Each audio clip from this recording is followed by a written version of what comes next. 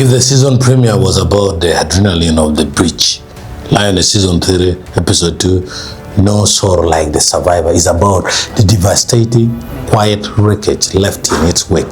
Tyler Sheridan slows the pace this week, shifting from a battlefield shootout to high-stakes psychological and geopolitical chess match that proves the aftermath of survival can be just as gripping as the mission itself.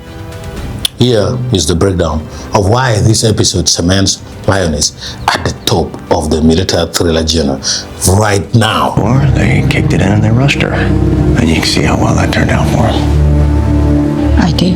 Virginia driver's licenses. NSA says passports are Romanian.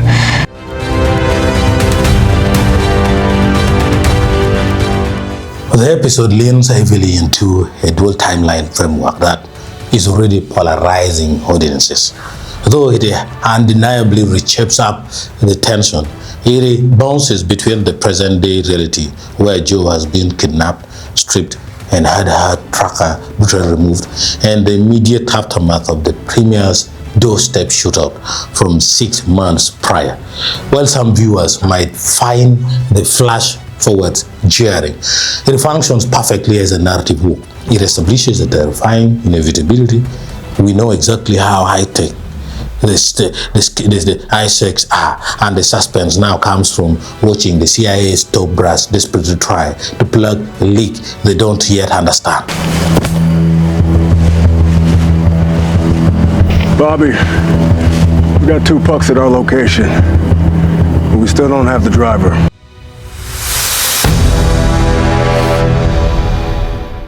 The emotional counterpiece of the hour belongs entirely to Zoe Saldaña.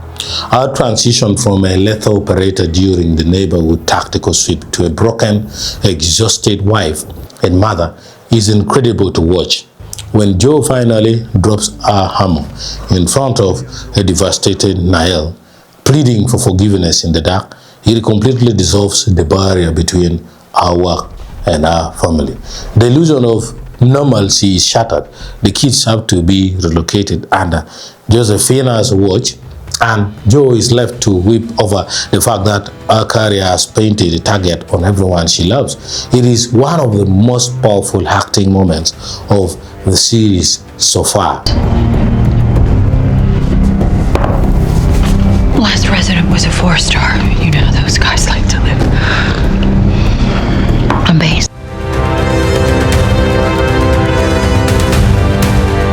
Sheridan expands the world brilliantly in this, reminding us that modern wars aren't just fought with night vision and rifles. They are fought with quiet threats in softly lit dining rooms. Brian and Weston Michael get a phenomenal scene confronting a Russian official at a government dinner. The US has 2 Russian operatives in custody from the house attack. If the CIA can prove Russia orchestrated an assassination attempt on a State Department official on domestic soil, the geopolitical fallout will be massive. This broadens the conspiracy, heavily implying that the removed target from the premiere was an elaborate honeypot designed specifically to flash Joe out. State Department official and now an image placing her in Ukraine. Look, if they knew that she was special activities, they'd have never knocked on that front door.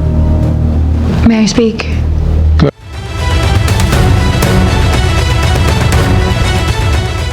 So I give this episode a 9.5 out of 10. There's no sorrow like the survivors. That's the name. Is an exceptional, visceral study of what happens when the shadow world bleeds into the suburbs. It illustrates constant gunfire for razor-sharp dialogue, strategic panic in Washington, and raw domestic heartbreak. If this is the standard for season 3, we are looking at an unforgiving masterpiece where no character is safe. Critical.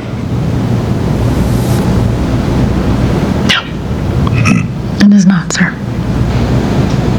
Let's talk about the future later.